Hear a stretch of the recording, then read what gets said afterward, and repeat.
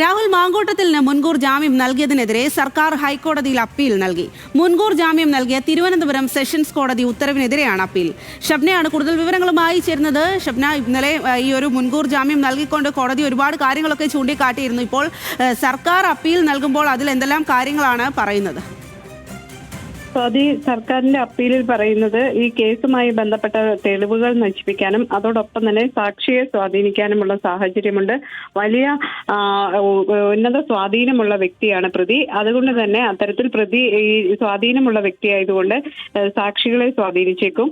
അതിനാൽ മുൻകൂർ ജാമ്യം അനുവദിച്ച സെഷൻസ് കോടതി ഉത്തരവ് റദ്ദാക്കണം എന്നൊരാവശ്യമാണ് ഉന്നയിച്ചിട്ടുള്ളത്.